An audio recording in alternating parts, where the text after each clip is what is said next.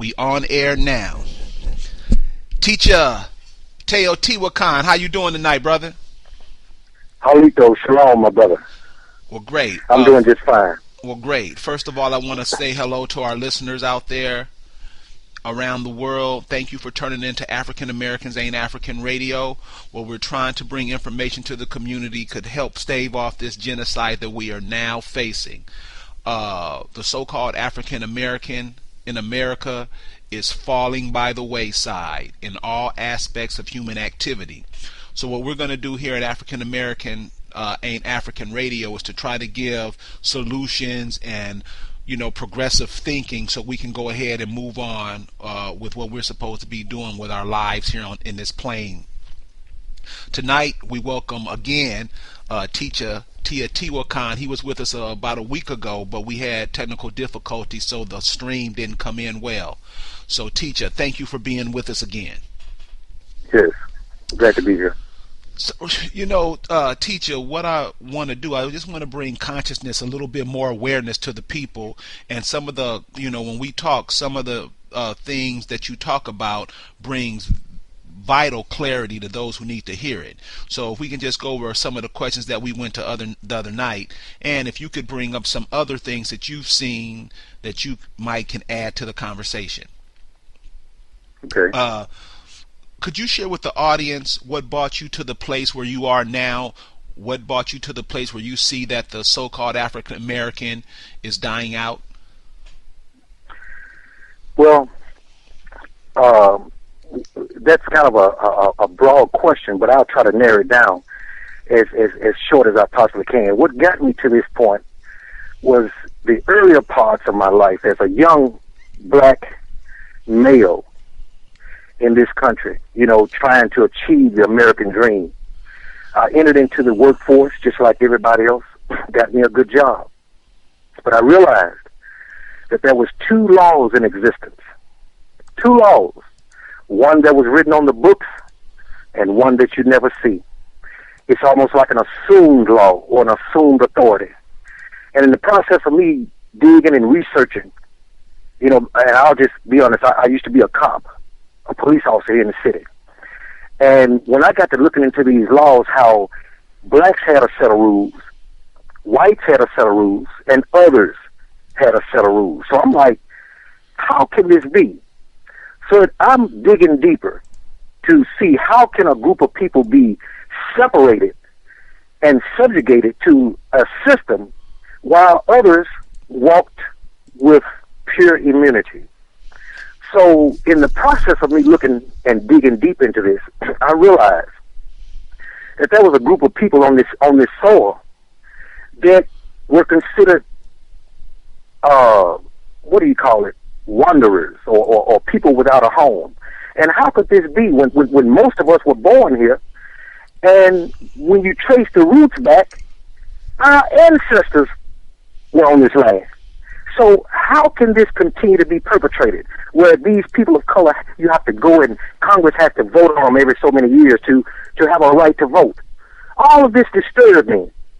So in the process of me doing my research, I came to the conclusion that, hey, they classified these people of color as African Americans, which gave it no place, no home, no land, because words are powerful. When you classify yourself as something, you have to know what that means. Now, I would like somebody to tell me, what is an African American? I have never heard of such classifications. But before they came up with African American, you had colored, you had black. Over a period of time, all of these classifications are changing for the same group of people. So that's what got me to this point. How is it that this land is supposed to be for all? This land is your land. This land is my land. You know the song. Right. But for certain people, this is not their land. And it never will be.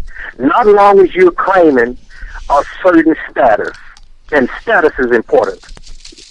Now, could you talk about what you mean by status? Is status what you're saying when you talk about those labels, black, African American, colored? Is that what you mean by status? Yes. And see, now people are born, kids are born, they're given birth certificates with no race, no place of origin. It just gives their name and who they are. So you're being classified as a certain group of people, and you don't even know you're being classified. You're being put in a certain status, and you don't even know you're being put in this status. And status meaning these names. Now, we need to get down to who we really are, because everybody's talking about this African American thing when most of the people here are not, didn't originate from Africa. They were already here. They were already here. We're talking about thousands of years ago. These people were already on this soil. One of the things that when I talk to so-called African Americans and we try to make conversation is they find that hard to believe because of the story that was told. I think the first time it was made major was with the story Roots. I find it hard that a lot of people who call themselves African American find this story impossible to leave. Could you give them some background on that story of why we were called African and when that began? So, in dealing with the story Roots, that story was part fabricated and part truth. Now, the reason why people accepted that so readily is because that's the only thing they were given to identify who they are. That was the only thing that they were given. But see, I'm here to give them truth, to give them truth. The people that were on this continent were aboriginals. And these people been here for thousands of years. They are the relatives of those in Africa. They were one people. We're talking about thousands of years ago. They traveled back and forth to this continent on a regular basis, visiting their kinspeople, visiting their cousins. But over time, you had the Mongols, the Visigoths, you had different other countries coming in and selling with these people, trading with these people, which over time, the color started to change. But if you got a computer, you can go on and Google Black Indians, or you can Google Olmecs, and it will take you back almost to the beginning of where these people of color came from. They were long here before any Europeans ever even thought to come to this continent. But when they came, in order to disconnect the people from their land, you have to say, hey, this is not your land. You belong somewhere else. And when you change the mindset of a person and get them thinking that they are actually from somewhere else when they're not, guess what? You got them beat. Because they're no longer tied to their land, they're no longer tied to their roots and their people. Now, Alex Haley did a good thing by waking the people up about the slave trade experience. But in all actuality, if you really look at the movie Roots, when it first come on, you see aboriginals walking around in their native dress, just as dark as the slaves that were getting off the ship. It showed it so quick till you would miss it. But how could these Indians, that's a word, these aboriginals be walking around amongst all of the other Europeans with no repercussions at all, but these others were dragged into slavery? See, because of their status. The Native Americans, this was their land. The ones that they were bringing over here was part of the conquest. Because once they brought over so many, you could say, hey, they all came from Africa. They look alike. They all looked alike. So they just lumped them all together. Check your census records around the 1800s. And notice how the population jumped. We're talking about thousands of people all of a sudden became African Americans. How can it be? When at one point you had a certain number of Africans that they stated that was here. Then after the Indian migration or movement, you had hundreds of thousands of so-called Africans here. they lumped the natives, the aboriginals that were here, in with the so-called Africans. And now we think we're all from Africa. That's not true. Now, thousands of years ago, if you go all the way back, we were one people. Continents were much closer together. They traveled back at will. But as the continental drift occurred, they became farther apart. The Moors were the only ones that knew how to get here. They had to show Columbus because they had been traveling it for thousands of years. But the thing is this. When you separate people from their land, they have no home. They have nowhere to go. So if you're claiming African America, guess what? You're saying that my people, recently within the last generation, came from Africa. After 2 generations of people being born on this land, you're no longer African American. You are American. Now, if you go to your parents and ask them, go to your mother, where were you born? I was born here. Go to your grandmother. She's going to tell you, I was born here. So if nobody told you that you came from Africa, where did you get that idea from?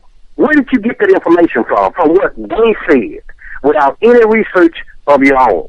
We need to start researching and writing our history. Because as long as we sit back and let somebody else write our history, guess what? You have to accept whatever is written. Until you stand up and say, this is how it was. Now, there's a book it's called The First Americans Were Africans. He goes back 14,000 years when the so-called Africans were traveling back and forth to this continent. See, so if you're going to say, grab hold to the European theory, then you're in total error. You have to go back and get the real history of the people that were on this continent before Europeans arrived. And then you will understand who you really are. Because all of us didn't come on the boat with feces and urine all over us. It was just a very small number of people. Do your research. So are you saying then that being that we are psychologically removed from the land, it's kind of like George Clinton say, free your mind and your ass will follow. Are you saying that since we believe that we came from the other side of the world, it's kind of separating us from the land, this part of America, and what we're supposed to be doing? Yes. You have a responsibility from your ancestors, the ones that have gone on and died before you, to continue on their legacy. When you forget about those things, you forget about your ancestors. You've been made to totally forget, or totally, you don't want to be called an Aboriginal Indian. Those people have already whooped you're beaten already, because now they have gotten you to deny your home, your very thing that ties you to this place, the earth that you're standing on. If you can get a person to believe it belongs somewhere else, guess what? They're all going to be on boats, they're going to get on ships or whatever it is, and they're going to go to somewhere where they don't belong. Now, for us, African Americans and Native Americans, you can make the difference if you choose. But here's the thing. We're getting ready to go into a different governmental system. Now, a lot of people say, well, what do you mean? Google foreign trade zones. Now, if you know anything about foreign trade zones, the United States is losing this land because they can't pay their debts. So now you got China, you got India, you got all these people coming in and saying, hey, we want you to pay up. So they said, we don't have any money.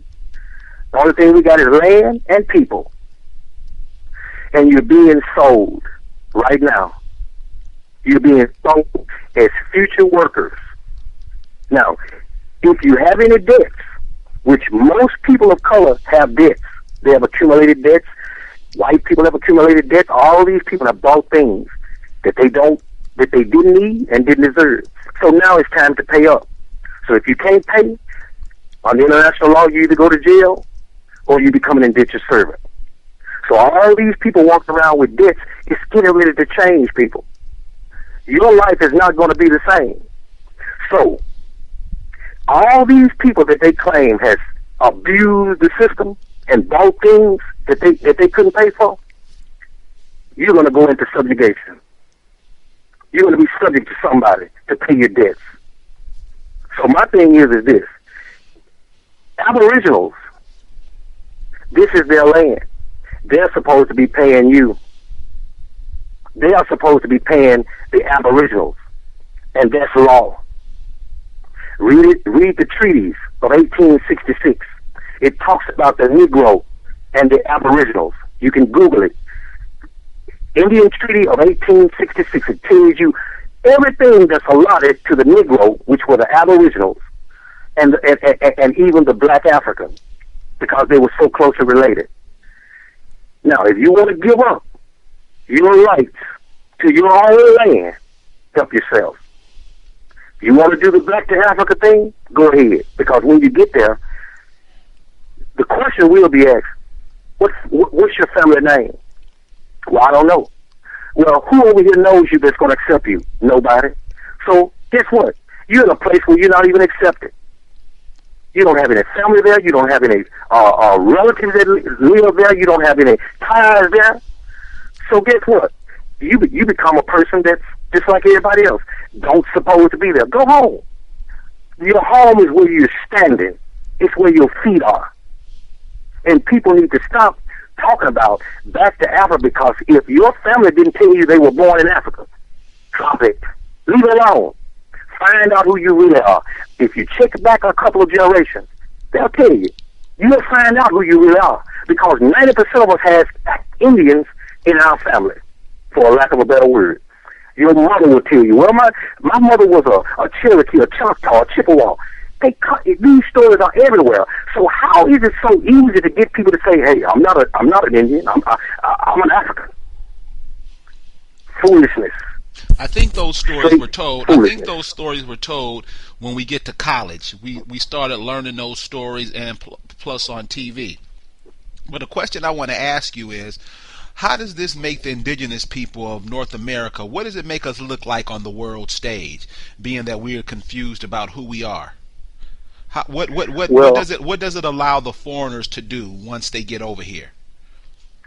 Well, when they realize that the people that are on the land don't want the land, guess what? They're going to take it. They're going to buy them a spot. And we wonder why we get treated so bad when we go into these places. Because they know you don't know who you are. And anytime you got a person that don't know who they are, you're subject to being treated like a vagabond. Get away from here. This is my spot. Now, they came from overseas and have claimed your spot and telling you to get off of it, run you out of their store. And we say, okay, well, I guess I'll go shop somewhere else. What you need to do is start taking back what's yours. Open up your own stores. Start using your hands for more than just hustling and begging. That's the thing. A whole group of people that built pyramids and wonderful monuments that still stand to this very day, now they can't even grow a garden. Think about it. If the food stores were to shut down right now, most people of color don't even know what a tomato plant looks like. And I know this because I've had people in my backyard looking at my garden and actually pointed out, and they didn't even know what it was. If it didn't have a tomato growing on it, they couldn't identify it. It's food growing out there everywhere right now. Even in the wintertime, wild lettuce, all dandelions, everything that you can eat is good for the body. But guess what? Nobody knows, because they have forgotten and taken on. Okay, we'll feed you. Just come to our grocery stores. All of it is full of poison anyway.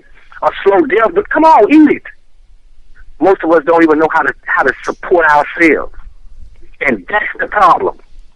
We've been over here all this time, and most of us don't even have a business where we can even hire anybody. We can't even hire one person of color. We have to constantly go and beg. People are tired of you begging. You should be tired of begging. But that's what we've been reduced to. What are some of the steps that we could take to make life more conducive for the group? I mean, I hear what you're saying, and you're right.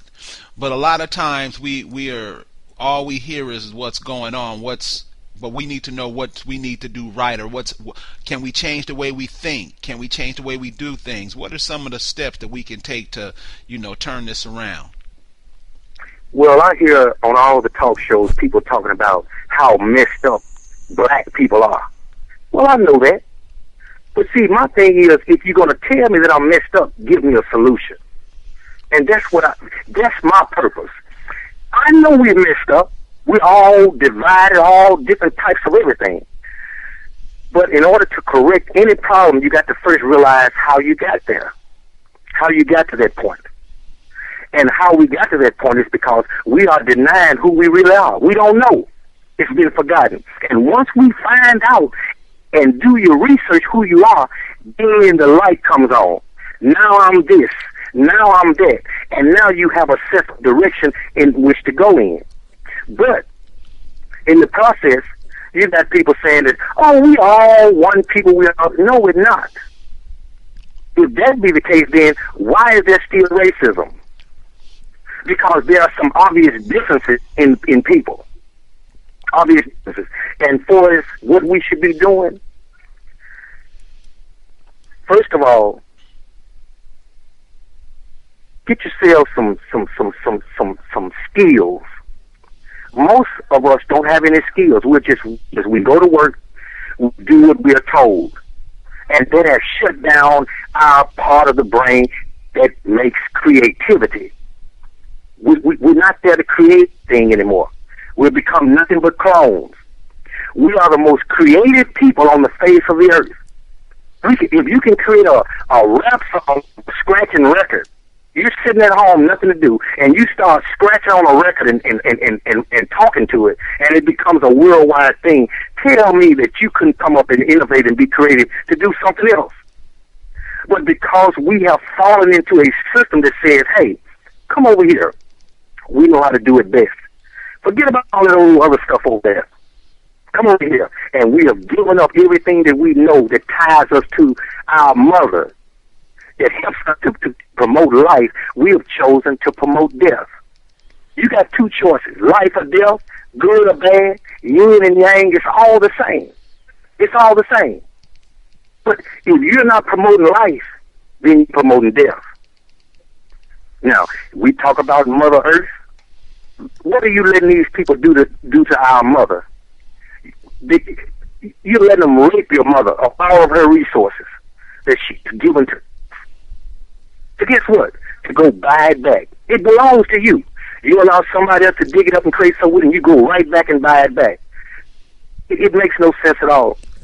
Go back to your roots. Go back to the beginning. Now, you Bible thumpers, the scripture says in Revelations, go back to the first works, lest I will come and remove our candlestick from out of its place. That's what has happened to the people of color. We've sit back, and we have done nothing but sit back and constantly look for others to take care of us. Now our candlestick is so we got to go back and rebuild. I know I've made a couple of trips to Mississippi, Alabama, and different places.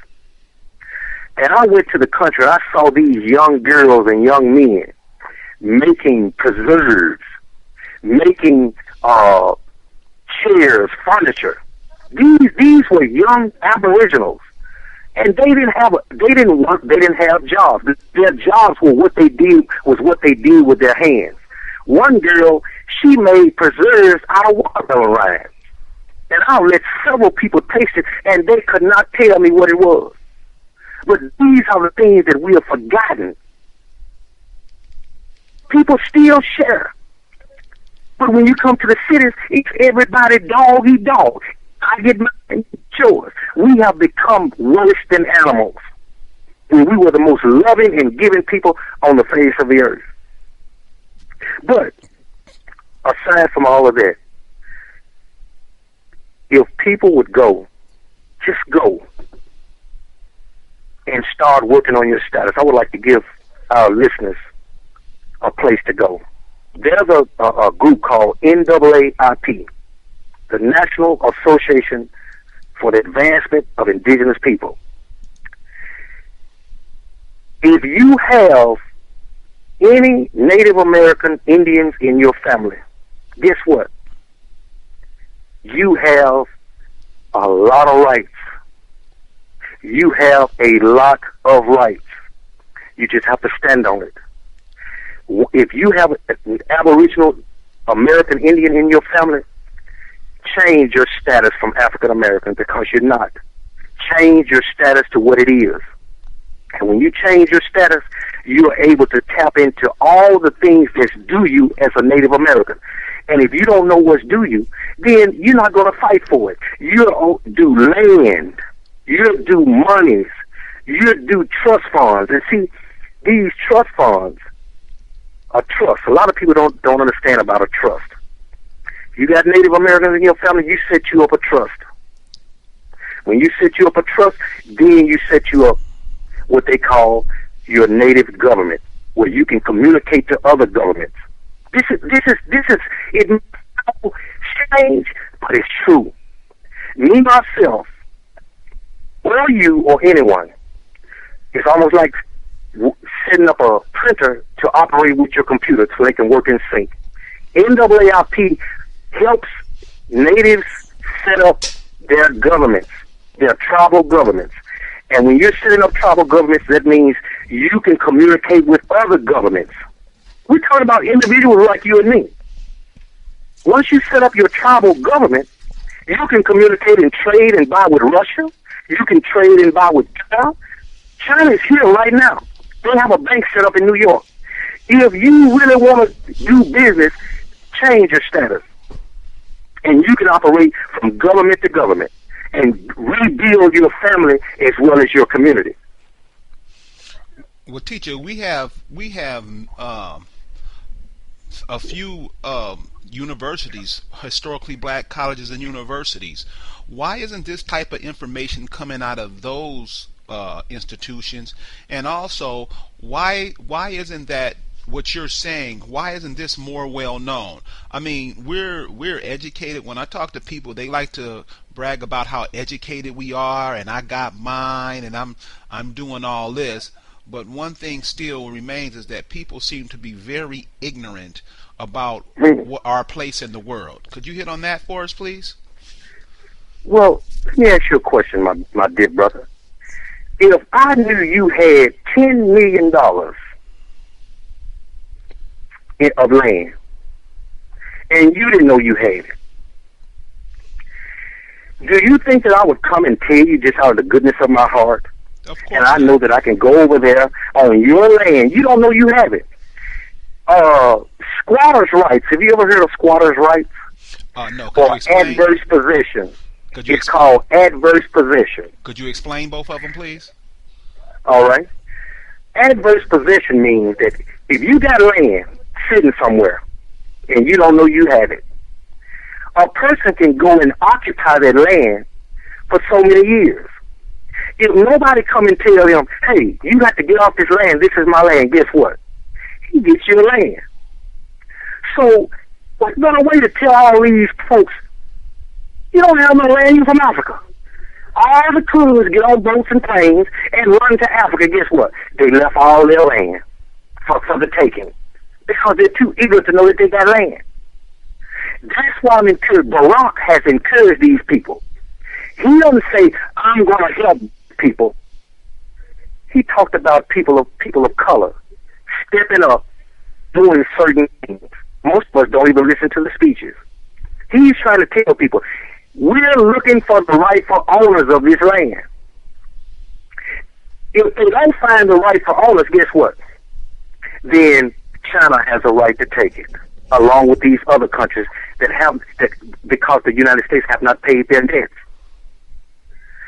Similar situation, adverse possession, squatters' rights. If you got land, I'm a squatter. I don't have anywhere to live. Okay, here's a house on a piece of land. It looks run down. Ain't nobody been around here in years.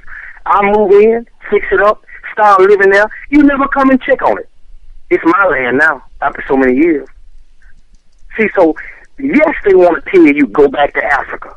So when you get on the boat and go, Well, look at here. I got a whole 500 acres of land. Them idiots didn't even know they had it. So now it's mine. So yeah, I would tell them, yeah, go back to Africa. That's where your home is. Because they know that it's thousands of acres just here for the taking. Now, when you're looking, China, the United States looking for Aboriginal Americans to come and claim some of this land. Right now. You know why? Most people are not coming forward because they don't even realize that they are ascendants, not descendants go into the earth. Ascend, you rise up. They are ascendants of Native Americans, but they don't know it. So that's the best trick in the book to persuade a whole group of people that they are from somewhere else and they are from right here. So it's a conquest issue. Conquest. The conquest is still going on. It's not with guns anymore, but it's through knowledge. It's through knowledge. And if you hide knowledge, the people will remain ignorant. They're not going to give it to you because then it's going to expose who's supposed to be here and who's not. This wasn't a land. Every year, you and your keep going, Ticha. I just had another. You said something, and I was thinking something else, but I want you to follow up with that thought. Well, I was going to say that if you continue to walk around and not know or understand that you belong here, eventually you're going to be removed from here.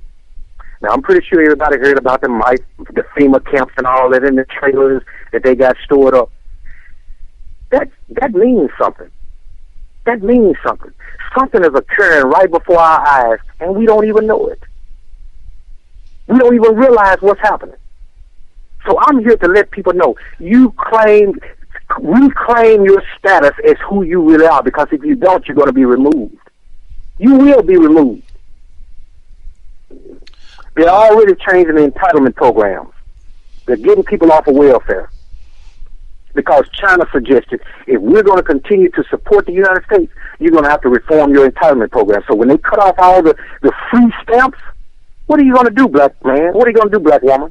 You have to be able to be creative to be able to support yourselves. Sew some clothes. I make Aboriginal Native American medicine. A lot of people call it jewelry. It's not jewelry. It's medicine. Everything that we wear has a purpose. Wrist medicine, neck medicine, head medicine. When you give somebody something, it should have a purpose and a meaning behind it. So every time they look at that item, they're supposed to remember what's it for. But guess what? Now we just give gifts just because we got money to give them. Have no purpose behind them at all. Now the kids have become greedy, selfish. Because all we do now is just get, I want. No purpose behind what we do. We've forgotten it. We have to go back to purpose and meaning in our lives. There's a book. Oh, go ahead.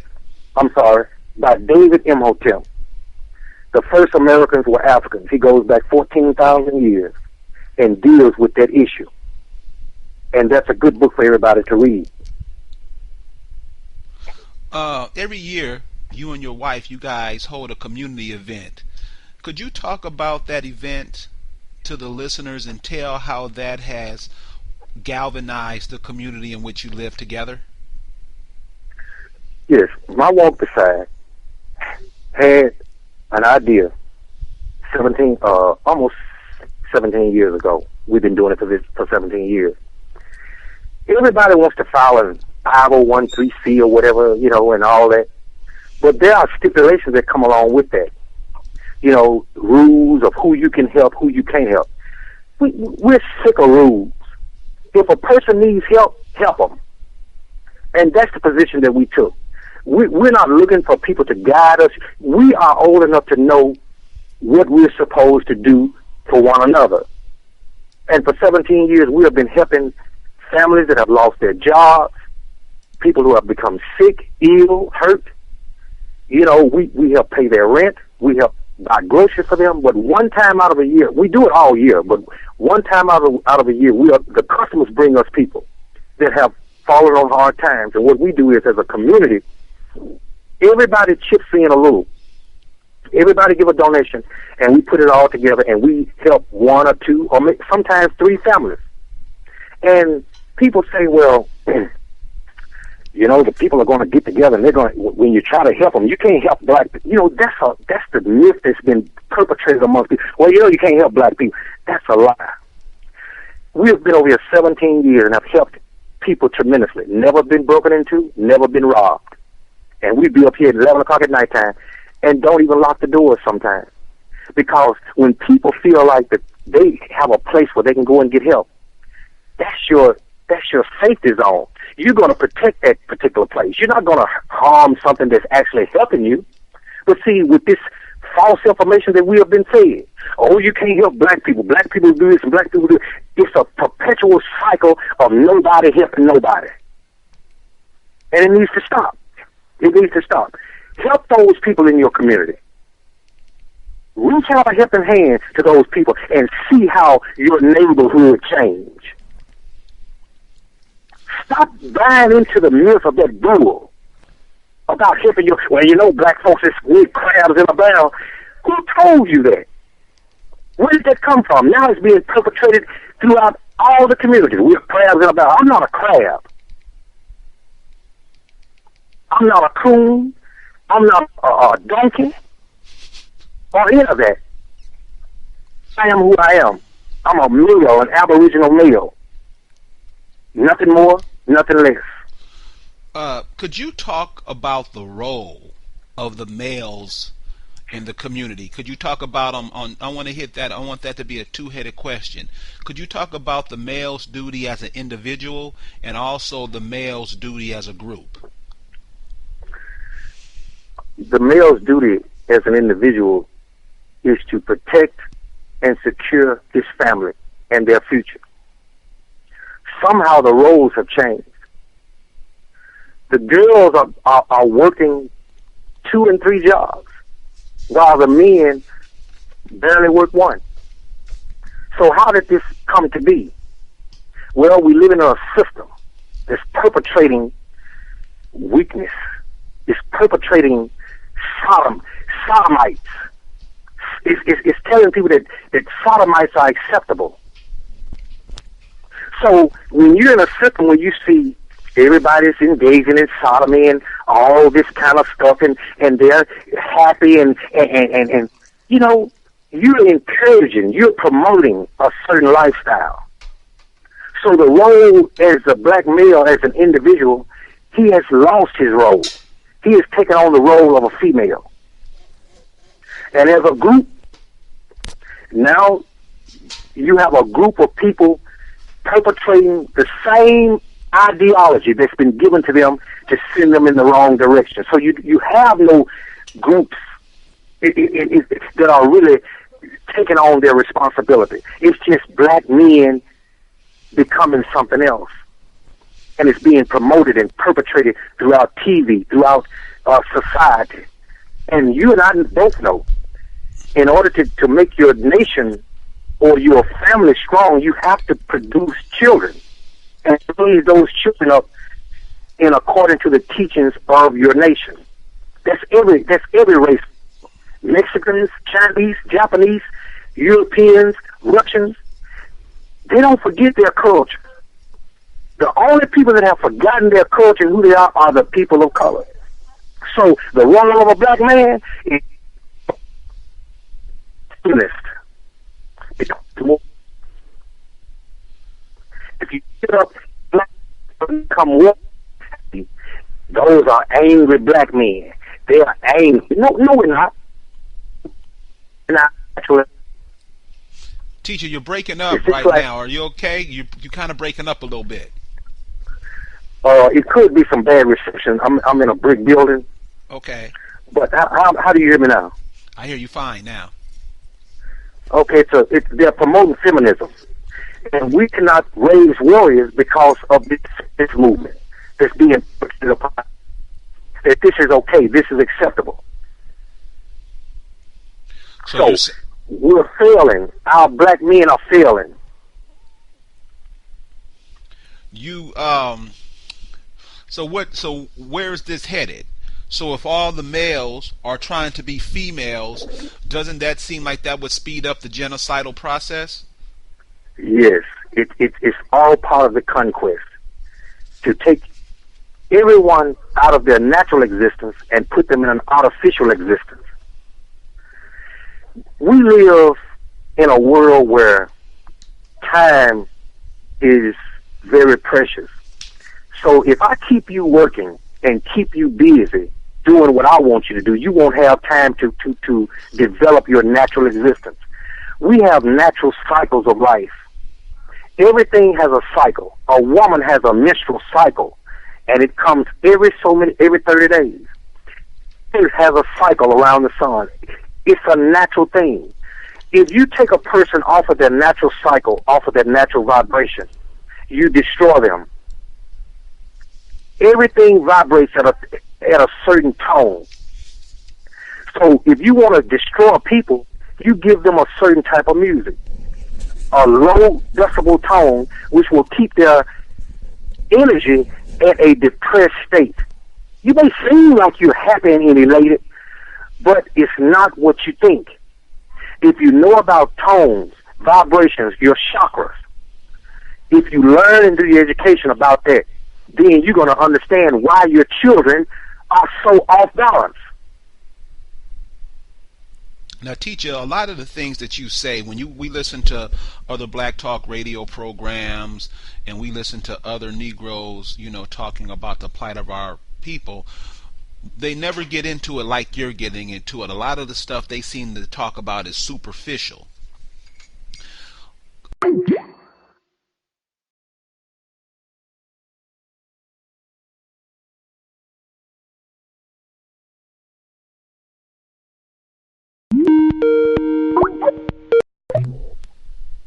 Teacher, are you there?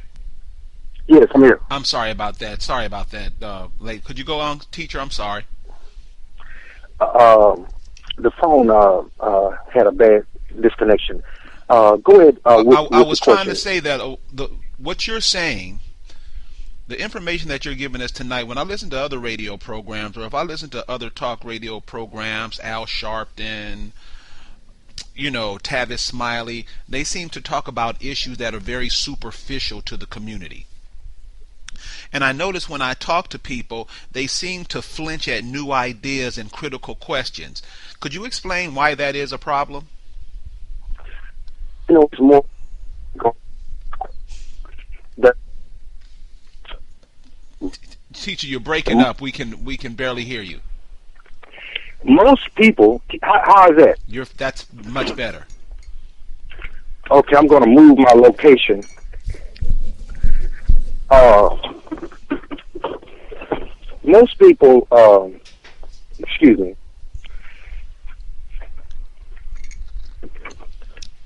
When you're given a story or a certain idea, it's up to you to research that idea to see if it's true.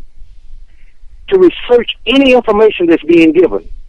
But through laziness and being unconcerned, it leaves us in a position of being without knowledge, without finances, without substance. So my thing is if you're going to be a person of color, don't just be a person of color that they call useless eaters. That's another name for people of color now. Useless eaters, meaning that they're eating up everything and they're not producing nothing. We need to become producers. What are we going to produce? We can produce a whole lot of things. We have our own style of food that no one never promotes. We have our own. You ever heard of glory greens? There was a black woman who patented glory greens, this particular flavor of greens. Now, just like she developed that, what about other things that we can create that we call our own, that's unique to people of color? That's what we have to do. We have to be developers, creators, instead of consumers. Well, we hear that, teacher. We hear that we know we must produce, but what are some of the ways that we can organize to do that? Because it seems that the organizations and institutions that we have are dead set against that. So what do we do now? Well, we're going to have to make a choice. And me and some brothers were talking earlier, and this brother's about maybe 65 years old, and he made a profound statement. I asked him, I said, what are we going to do about all the young men that have no concern but robbing and stealing and abusing drugs? He said, we're going to have to kill them. Now, that's what his suggestion was. It has gotten that bad where the people think that they should be destroyed? Come on. Now, if another person of color is saying that, what do you think the other people are saying? What do you think the other people that are not of color saying about these? I'm sure they're saying the same thing. If the shit hits the fan, they're going to blame every person of color for all the problems that happen. That you bring that up, one of the things that I'm noticing that's going on in the world is that they're pumping this this knockout game, and they're saying that just brothers and sisters are going around causing riots, breaking in stores, and this is all over America. They're pushing this. They're pushing this race war. It's very popular now. Could you talk about that? Well, in order to bring chaos, you must have confusion. And for so long, we have noticed that black young men are being killed at an alarming rate by the police department, by other young black males, and nobody's saying a thing. Everybody's just sitting back saying, okay, it'll get better. But think about it. Killing does not stop. When they see a group of people sit back and say nothing, oh, it's open season then. We as people, we are disconnected one from another. And that's by design. When you realize we are all connected, every system on this planet is connected to another system. But when you disconnect yourself from a system, you're slated for death. You're slated for death. And people of color has been disconnected from a whole system and don't even know it.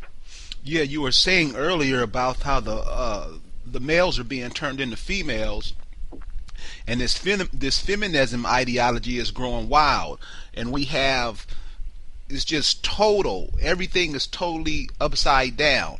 And I was wondering what you and we're brothers in the community. We try to do what we can in the community, but a lot of times I find myself up against the brick wall because I'm in a Christian community. I'm in the South, and that Christianity is big time. So how do we put these ideas out where they can be accepted? Because even the Christians are watching that we are getting mollywopped around here. So I was just trying to figure out, or if any callers can call with some solutions to what's going on. It's not looking good, and it seems that most people are trying to ignore that. Now, a lot of people say that the civil rights movement made it better for the people who call themselves African American. Could you talk on that? Civil rights. Hold on one second, teacher. We're gonna bring another caller in.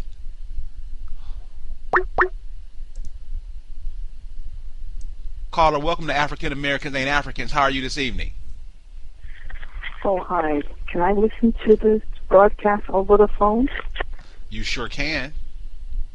Okay, that's what I was calling. Is this the right number to call for that or not? Yes. Okay, I was just trying to listen to the phone. Okay, great. Okay, teacher, could you go on? I was saying that the civil right, a lot of people, it's been 50 years since the civil rights movement hit. And a lot of people are still claiming on to that like it did something for the community. Could you talk about that and give us the direction that the civil rights movement sent us in?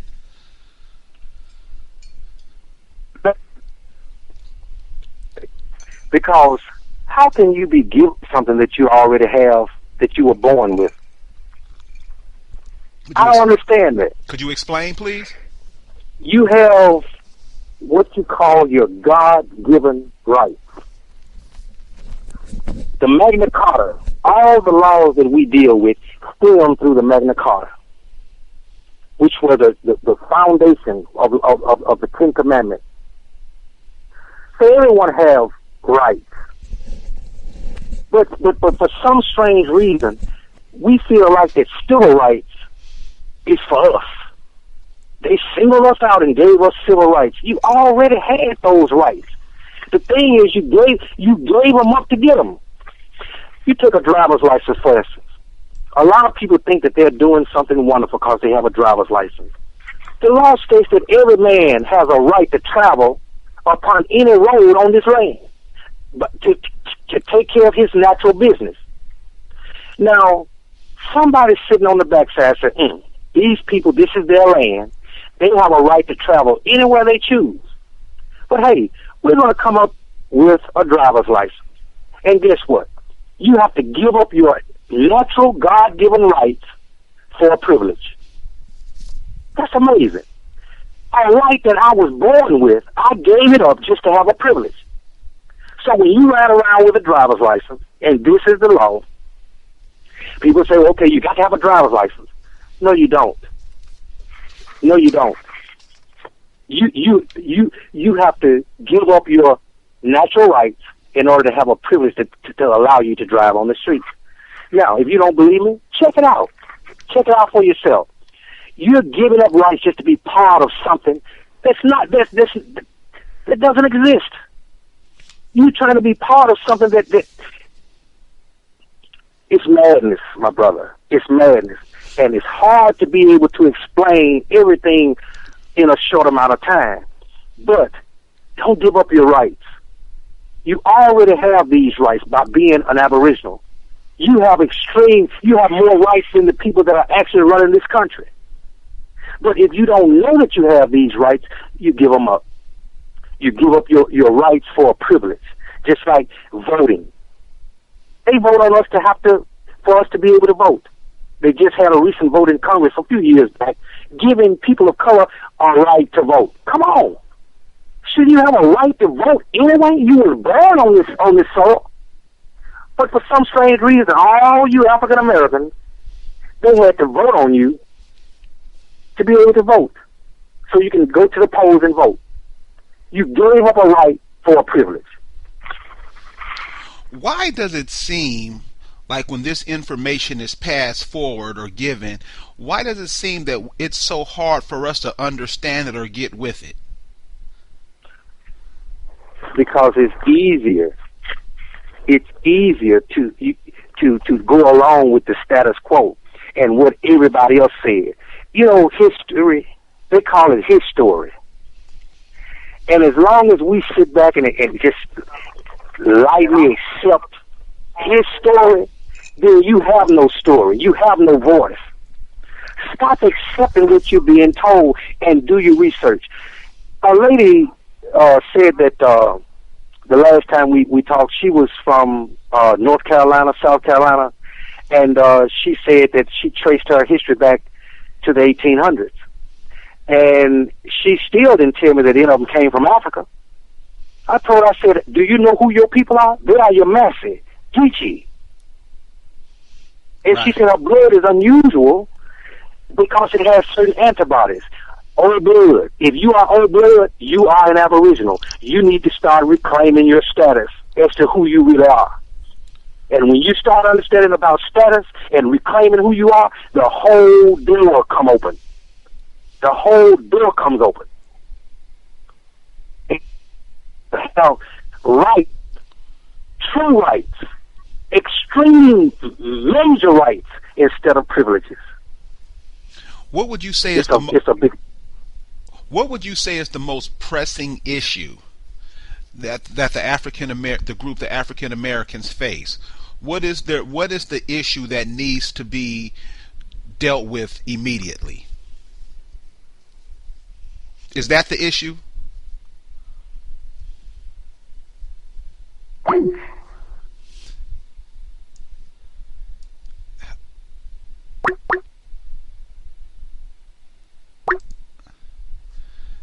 Ticha, are you there? Yes, I'm here. Again, I'm in this brick building. These bricks have lead in them, and the signal sometimes cuts out. I apologize. Oh, that's good to know. So when we're in these buildings, lead and other contaminants stop the signal from going out. Yes, and it prohibits people from listening in to you. A lot of people don't realize it, but if you take lead and put it on your walls or put it on your ceiling, surveillances cannot penetrate through that. You know, so if you got money, put it in a lead box, because now with the strips in them, they can fly over your house and count every dollar you have. Teacher, what do you think is the most pressing issue the African American community faces today? Something that needs to be tackled immediately. Removal from their homes. Removal from their homes. Because if you look at the situation with the American Union, you have the European Union and the Asian Union. The earth has been divided into three quarters.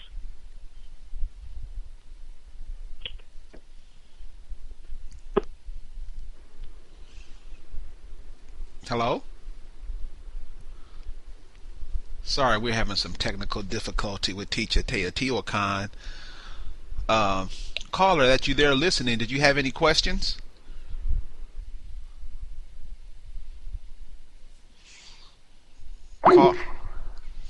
Caller? Any questions? Well, on this subject, till we get Ticha back on the call, and here he is right here. Ticha, are you with us? Yes, I'm back. Okay. Looks like somebody doesn't want me to talk. Oh, okay. So I think we left off is, what are some of the immediate concerns that need to be dealt with? Yes, I was talking about the European Union, the Asian Union, and the American Union. This will unite Canada, the United States, and South America. As you know, Hugo Chavez died. He was the only one standing firm on not allowing this to happen. But if you look at your archives, Bush, the Canadian president, and one guy from South America had a secret meeting, and they have already voted on this to take place.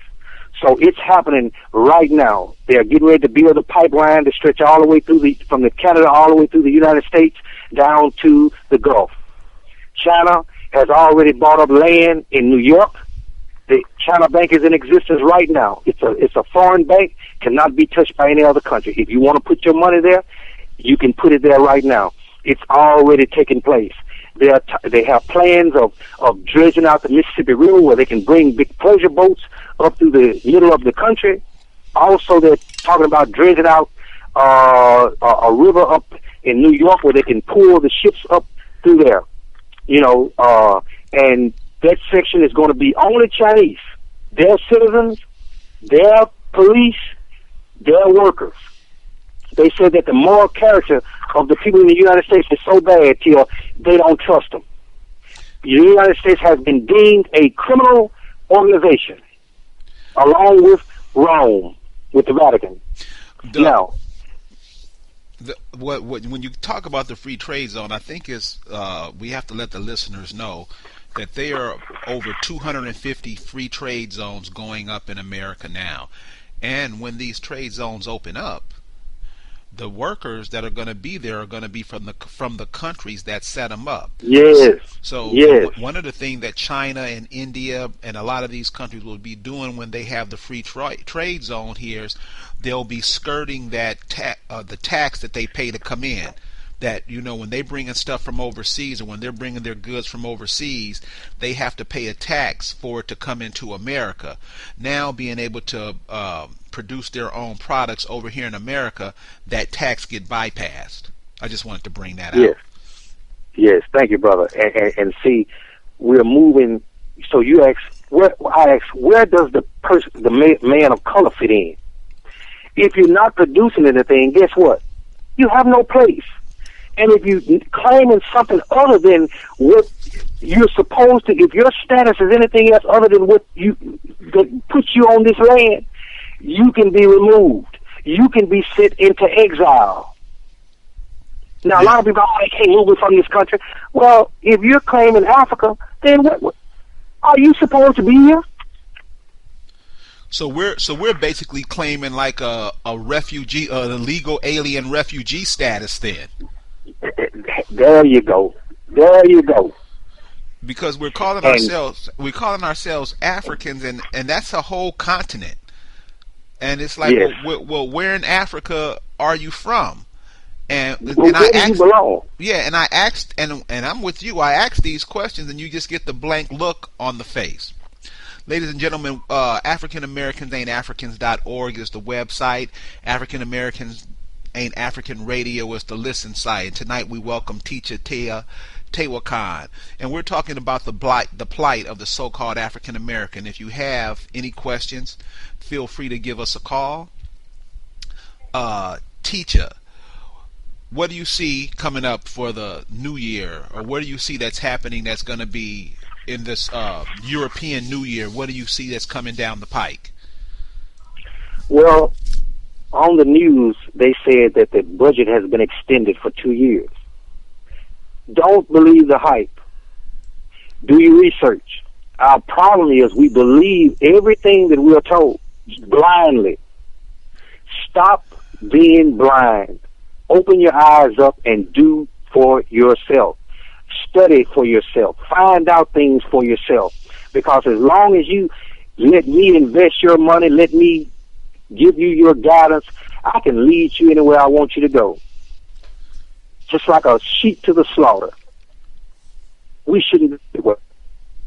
But those that are with you have to cut them off. Because they're going to drag you down. People need to start grouping up with people that think like they do. If you move towards purchasing you some land to go back to your roots, then you get with people that do that. The ones that are still caught up in the matrix, you can't worry about them. Because in the movie it said some of those minds are dangerous. You can't wake them up. You have to let them be. So we have to seek out those who understand what's going on and build from there. Because I've met a lot of people with skills. They're making clothes. I know one guy who knows how to build cars. Not cars like what you think. He builds his own cars. And he drives them around. And his name is Spaceman. And he is providing jobs and providing creations. He has also developed an electromagnetic engine that needs no gasoline, it needs no oil or anything like that. See, these are the things that people of color can create once they go back to their natural existence, get back on their natural vibration. See, we all have vibration. Vibration, what do you mean by vibration? Everything vibrates at a tone. And if you can get a person to step out of their natural cycle, it's just like when a woman comes on a cycle twice in a month. She gets worried, doesn't she? Because she knows something about that is not normal.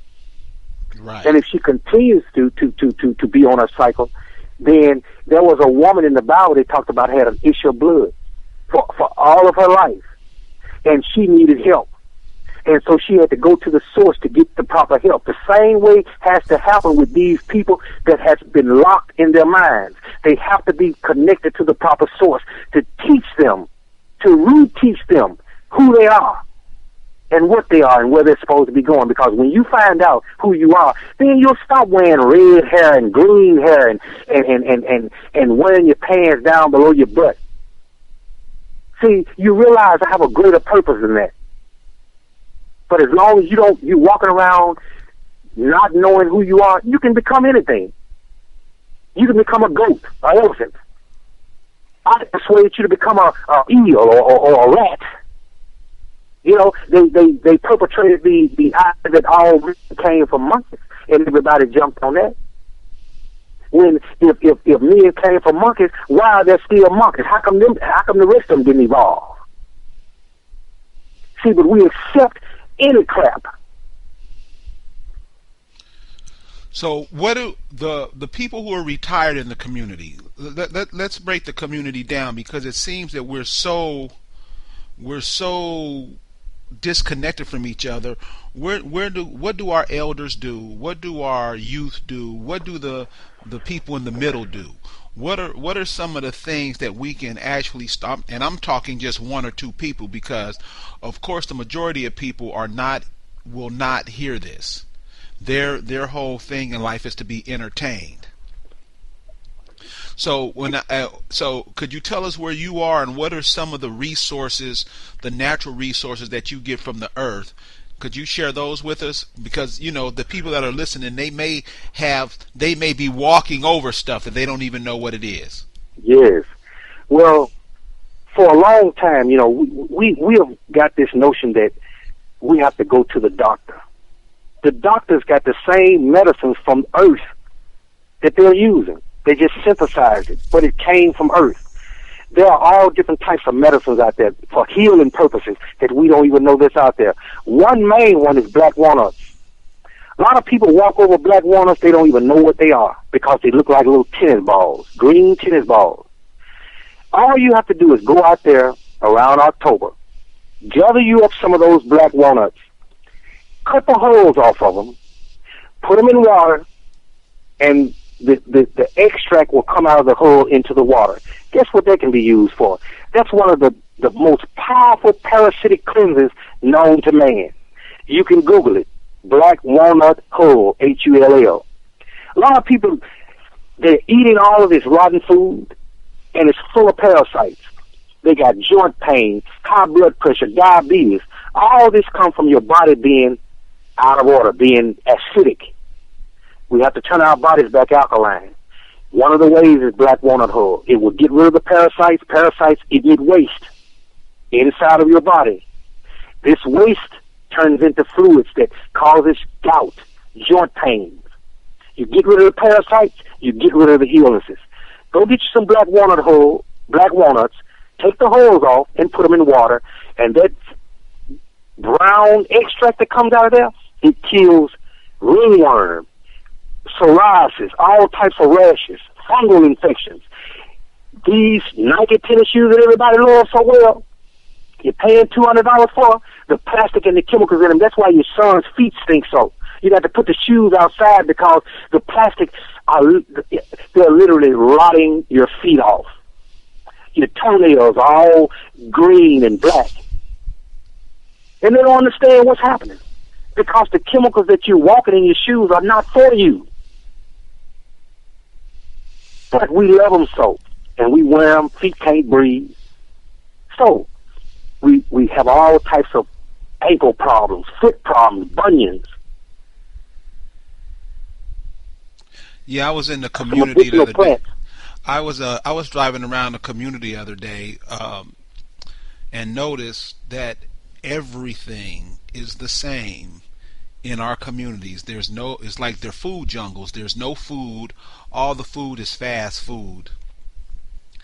There's nothing of substance in the community, not in the institutions.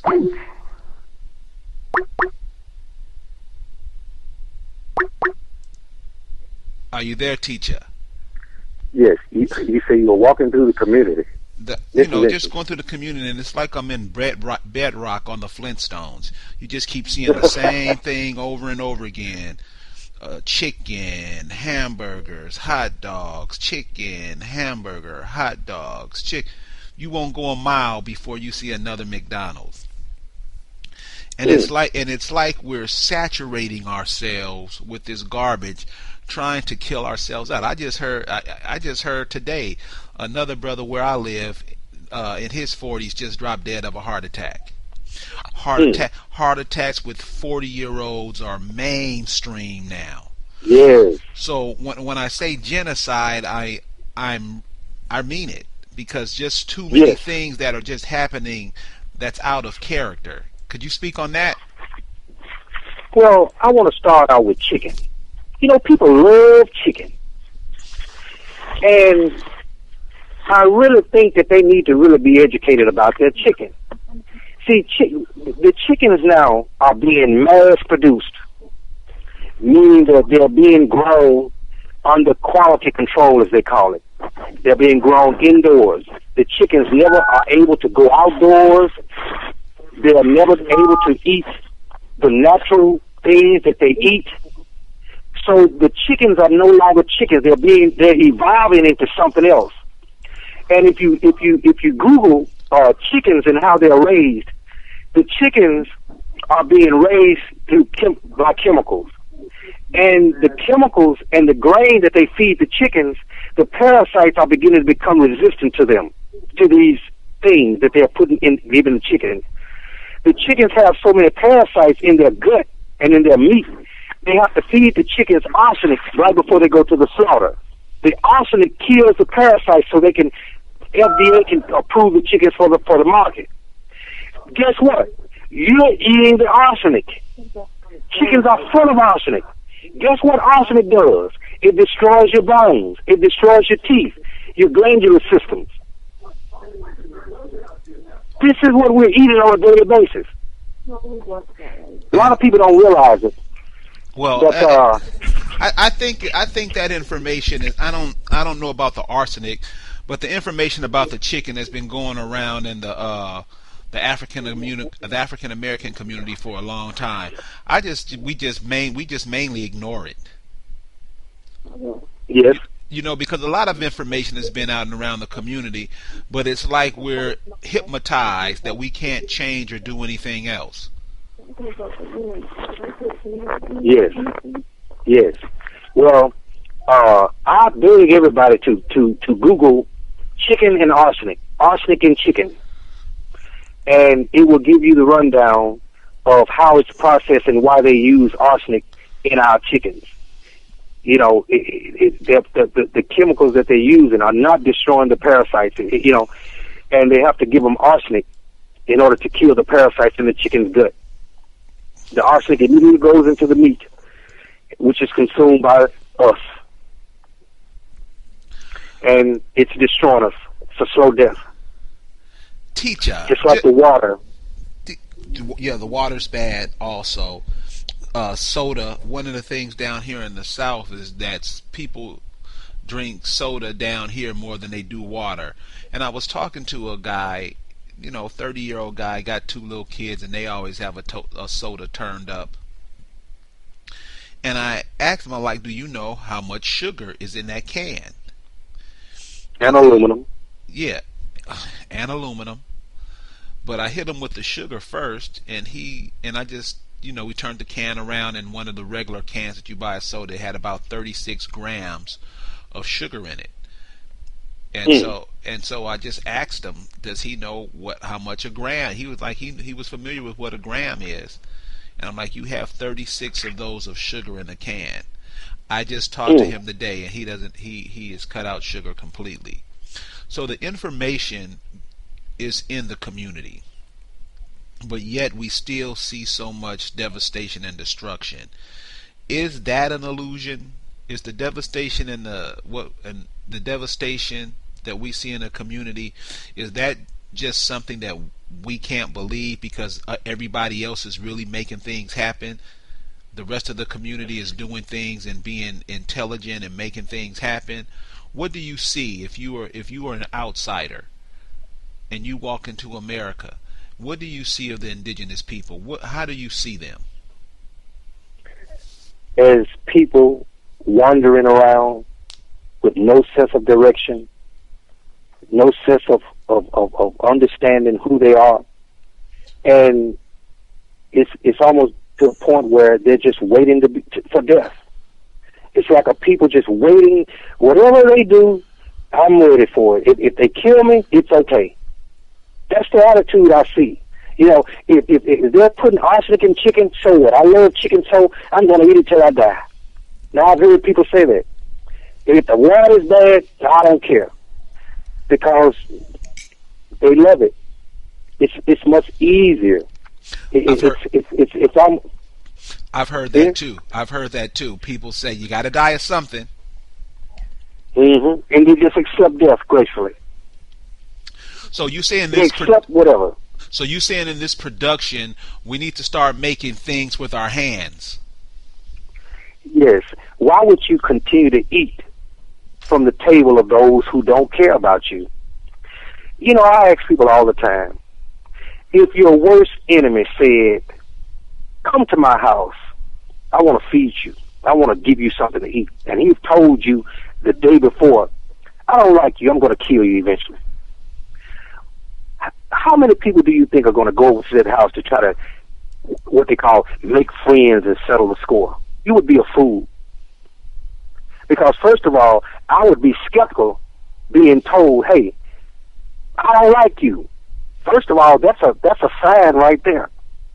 So when you look at the system of how people of color are being subjugated, ridiculed, mislabeled, how can you continue to accept a system that's not conducive to your life, that's constantly killing you? If you can accept that, you might as well accept death gracefully and die. But most people don't want to die. They want to live and be killed. Now, this sounds crazy. I'm living, but I'm living to die because I'm consuming and eating things that I know is killing me, but I continue to do it blindly. It's a system of brainwashing. You can tell a person, if I say it enough, if I say something enough, and there's nobody there to deny what I'm saying, I'm right.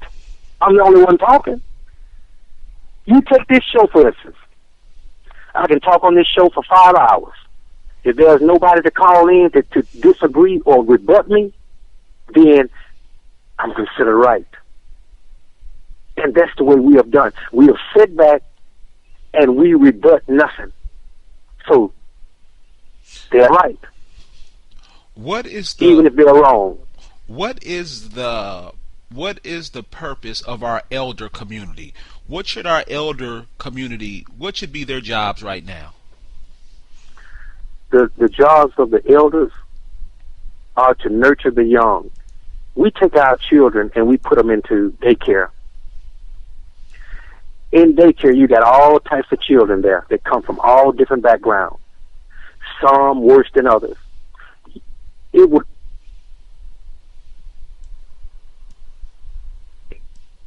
Are you there?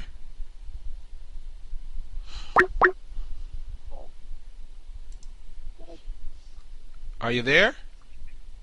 I am. Can you hear me? I can hear you. Hold on 1 second.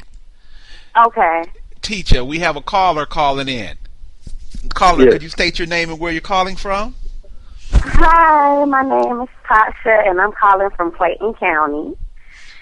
And I actually do have a question because I caught a little bit of the conversation when y'all was talking about the water. And I know that they are doing things to the water now. Have y'all heard anything about alkaline water, and is that good for you? That's for me.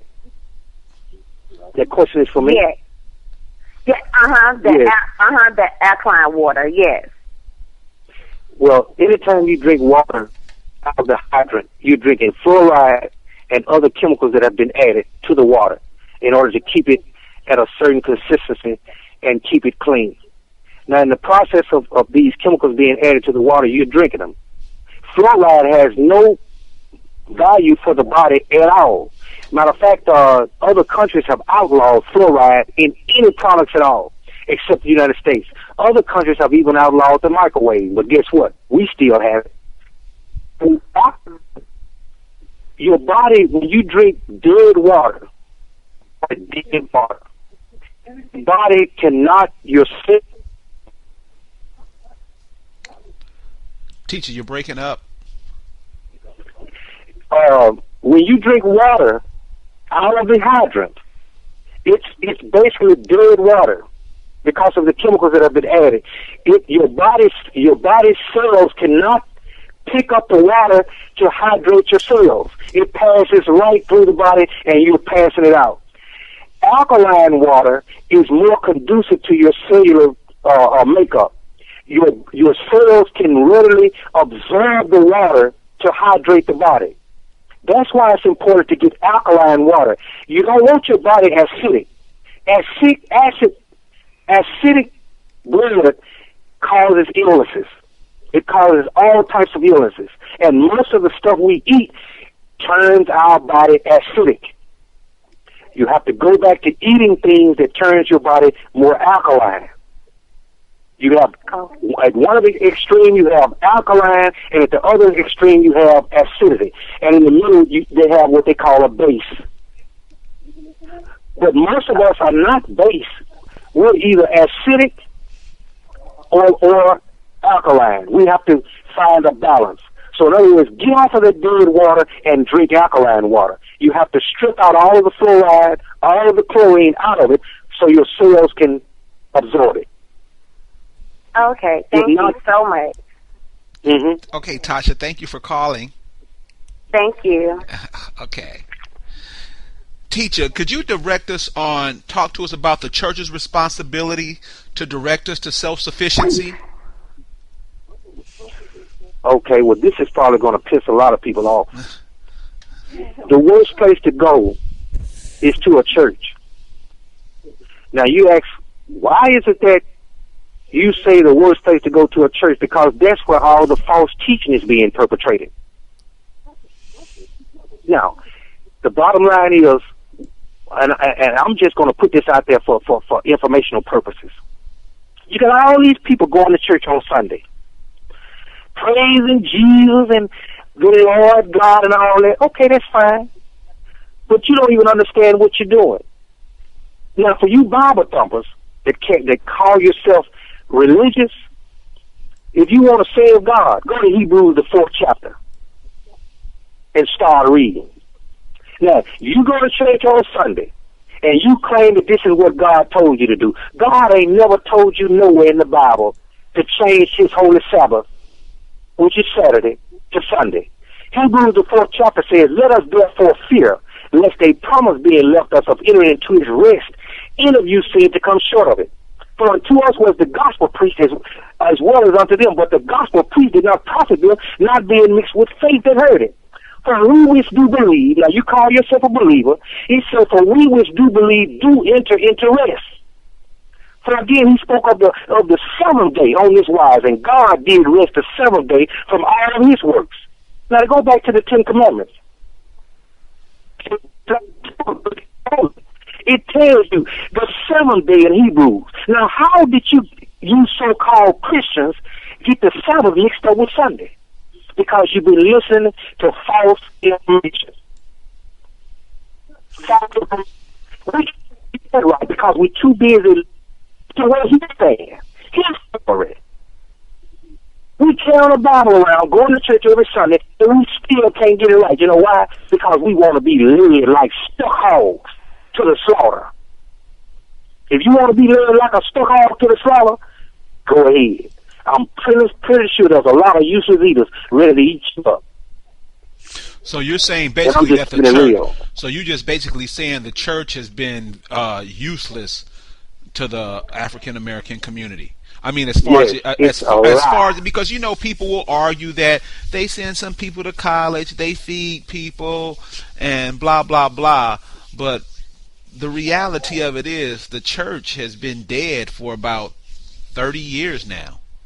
Yes, sir. And people are leaving the church in drastic numbers now because they realize that it's not what you think it is. It's not what you think it is. The preachers are standing there lying, and they know they are lying. And I can prove to you all throughout God's word about his holy Shabbat. And the people, if you got a Ford vehicle, and it breaks down, why are you going to send it to Mercedes to fix it? Send it back to the people who created it. Now, the Jewish people, the Hebrews, is where this Bible came from.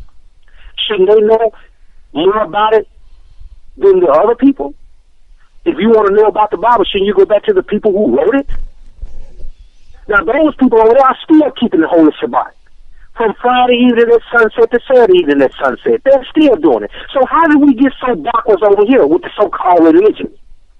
Because it's a lie. It's a lie. And I'll tell the world, all these people, if you call yourself a Christian and you gave away God's Sabbath which is the seventh day of the week, which is Saturday for Sunday, go right ahead. You're promoting death.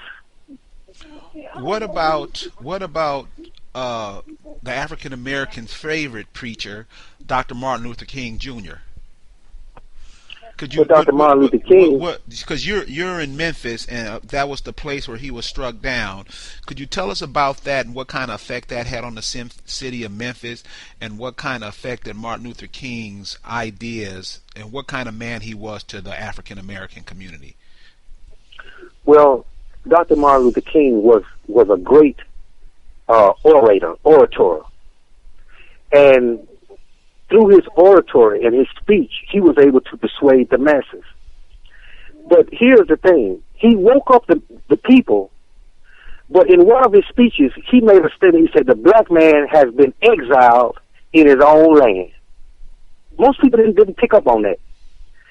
Even though he had to give up something to get something, he still tried to let the people know that you're being exiled in your own land. How can that be? If you claim that you are African, that you came over on a boat, how can you be exiled in your own land? But here's the thing. When Dr. Martin Luther King was trying to wake the people up, there was a trade-off. Okay, we'll give you your civil rights and we'll give you this. But hey, we're going to also give you something else. We're going to give you assimilation.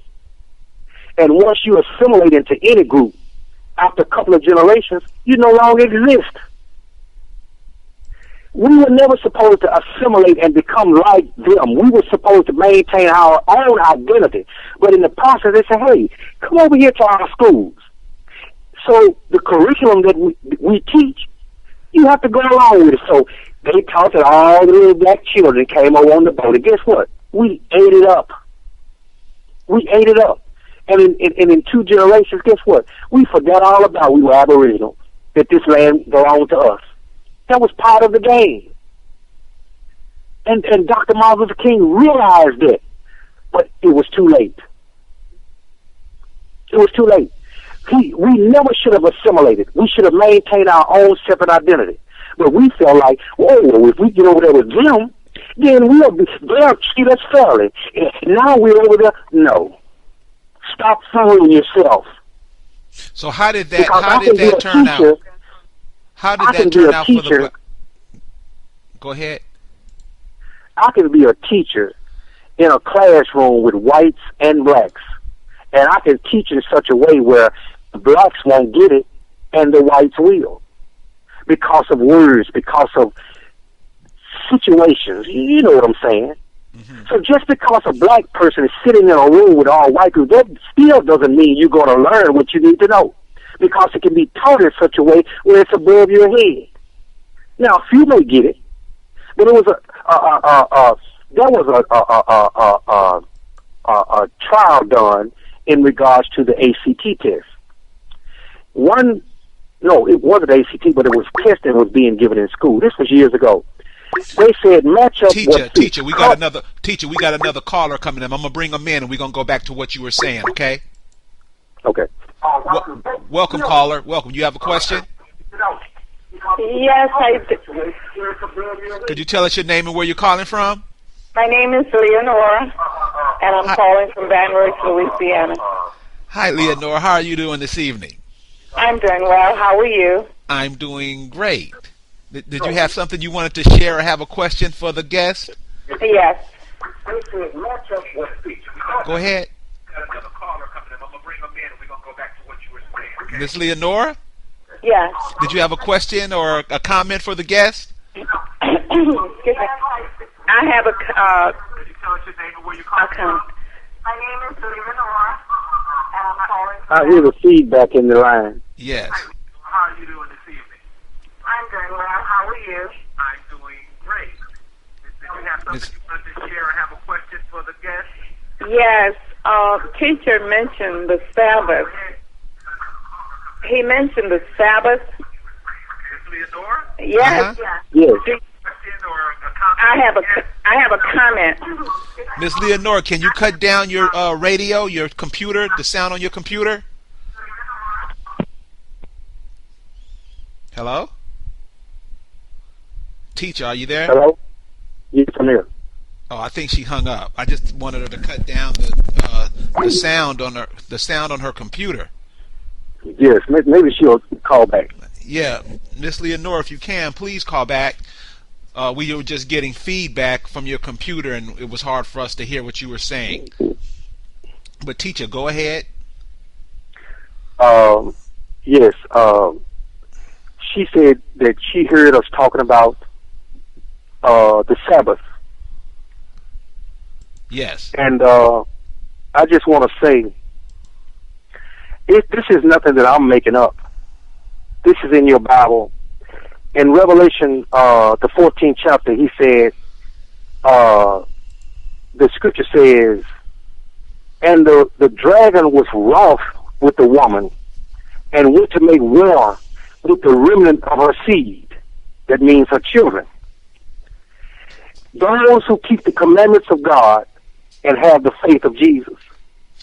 See, all throughout the Bible, God, the God that we know, has constantly told us. Now, if you're going to go by this Bible, you need to at least obey what it says. God always said, Jesus said, don't even think that I came to this earth to destroy the law. Everywhere was prophesied that the fulfill it, to carry it out. He said, heaven and earth will pass first before one jot or one tittle passes from God's law. So if that be true, then God's commandments still stand. If you're going to call yourself a Christian or a Bible thumper. He said, don't even think that I came to destroy the law. So what is the law? The Ten Commandments. And the fourth one says, blessed art the Sabbath, to keep it holy. Now, you go to Hebrews, the 4th chapter, it tells you when the Sabbath is. For he spake on a certain day of the 7th day, and on this wise, and God did rest the 7th day from all of his works. So if you were going to church on Sunday, I want to ask you, what fool persuaded you that? Who persuaded you that?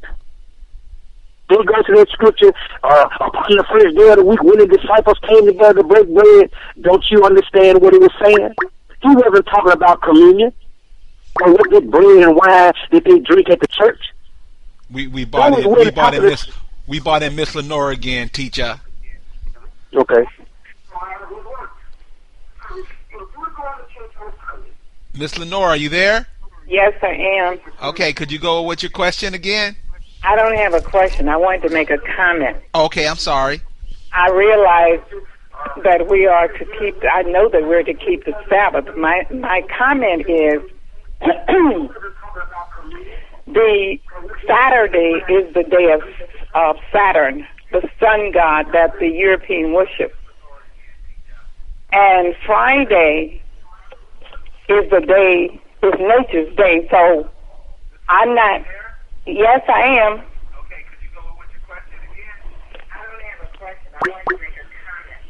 Okay, I'm sorry. I realize that we are to keep, I know that we're to keep. Hello? Hello? Yes, come here. Okay. Miss Lenore, can you cut down the sound on your computer?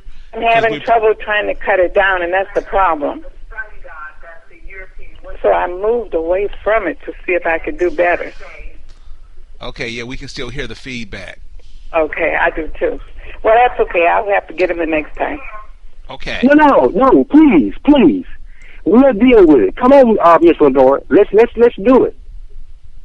Okay, I'm not questioning whether we keep the Sabbath or not. I just want to make sure that we keep it on the correct day. Yes.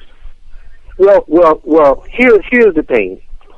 If you want to know when the Sabbath is, the Bible gives you clear information how to calculate the Sabbath according to the moon.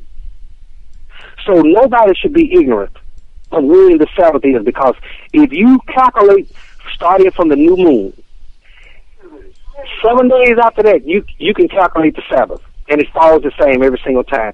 You know, I can't get it. I choose not to go into it that depth on the phone, but it's enough proof in the scriptures, all throughout the scriptures, that can let you know when the Shabbat or the Sabbath is.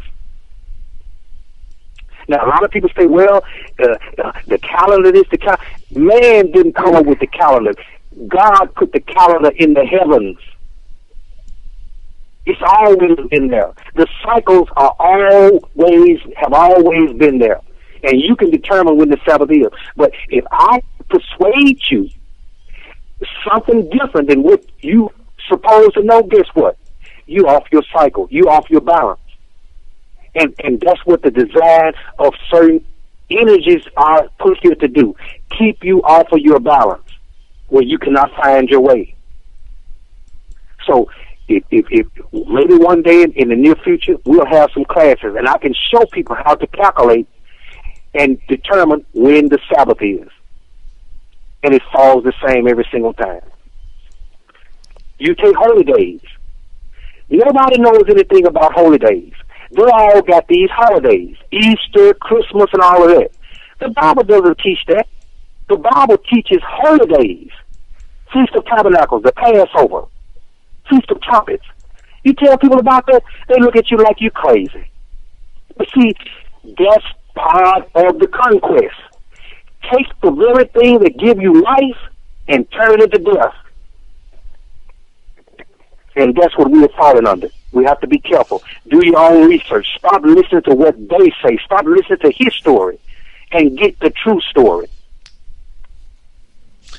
Teacher, we really appreciate you being with us tonight. And in closing, can you give us your final thoughts? What direction, as an indigenous male here in America, to other indigenous males growing up that are going to take your place and growing up to do some of the things that they've done in their community that you've done in yours, to study some of the things that you studied and some of the knowledge that you picked up? Could you give our audience some final thoughts, especially to the males out there? Young men, stop spending your money on rims, tennis shoes, and these clown outfits with all these colors in them, because all you're looking like is a rainbow of colors walking down the street with your pants sagging. Get out there and get a job and go buy you a house in the city. Go buy you some land, because Mother Earth will teach you all that you need to know. Mother Earth. That's why she's called Mother Earth. Go back to the land. Get you a few acres and go and put you a house on it and go back to earth. Go back to how we used to live. See, most people are afraid of that. They are afraid of a little work. They just want everything easy. They want everything handed to them. Stop being lazy. The first and foremost important thing for a black man to do is go get him some land. Move your family to a place of peace, because these cities are going to become a war zone here real soon. Now, when you say they're going to, when you say they're going to become a war zone, well, couldn't they be considered a war zone already? Yes, they are. It's a war on the black male, on the black man. It's a war going on for his elimination.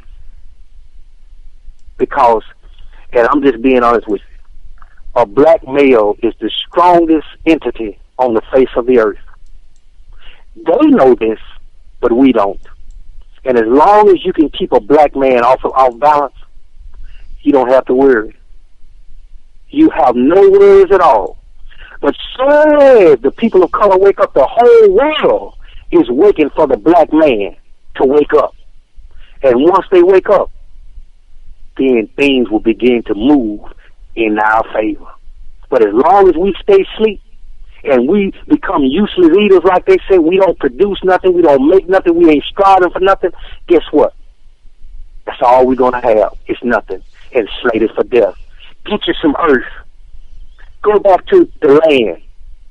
That's the most important thing. Get you some earth, because in these cities, you have no earth. You have nothing but just a house to live in and a patch of ground. You need to go get you some land. And as people go back to earth, you're going to see the difference. People are going to love more, because the earth is going to teach you to love. It's going to show you how to love. It's going to show you compassion. Because when you take time and you put your hands in the earth, you put your feet in the dirt, those vibrations that the earth's going to give you are going to come right up through your feet into your body, and it's going to open up your mind. Now, that may seem strange, but the earth can do that. If you've never been into the belly of the earth and been reborn again, you need to try it sometimes. Go to the reservations. Go into the earth. Go into the sweat. They call it the sweat. Go into the earth and see how your life changed.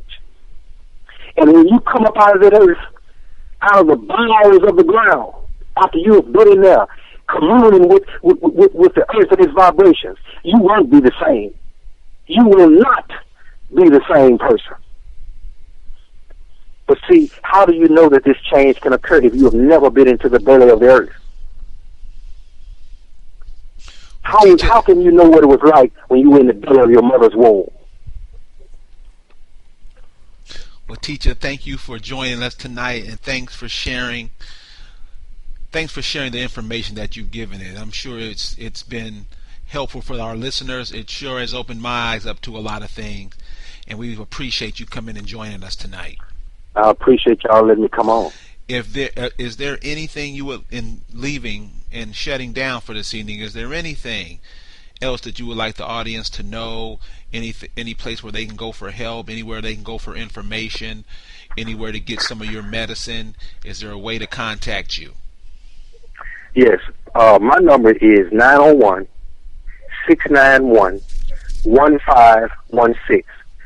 And I'm here. I sell medicine to bring back balance to the body. And if people want more information, not only medicine for their bodies, to bring back their natural energy and chakras, I also want to send them a place to go to put them on the right track. That's NAAIP, the National Association for the Advancement of Indigenous People. This group helps people set up governments where they can reestablish their nations to do business around the world. It helps re-identify you. It does research to help you identify and get back in touch with who you are. That's a good place to start, and the number is 901-800-8741. And most of your questions can be answered. How to find out your blood type, how to connect to your ancestors, how to locate your township, latitude and longitude to send you back to where your people were from, to go back and reestablish yourself as a nation. These are the things that the people need to know, where to get their help from and how to change their current status from African American back to Aboriginal and who they are. Well, Ticha, thank you. We're definitely going to have you back again. Thank you, sir. Okay, so ladies and gentlemen, welcome to another edition of African Americans Ain't African. Our next show is going to be on definitions, the definitions we use when we address ourselves and when we speak to other people. A lot of time when we talk to other people, we talk about them as they, and we talk about ourselves in the singular form. So we're going to talk about that and see what kind of effects that has on us. But we're also going to go through the definitions and the words and terms that we use in defining ourselves. So everybody will get an email. Everybody will be notified about our next program. Thank you for joining us. Go ahead. I just want to thank you, brother, for this show. It's wonderful. That's all I have to say. Well, thank you very much, and we're going to keep it going, man, because we are out here dropping like flies. So thank you for joining us tonight, and we'll definitely have you back on.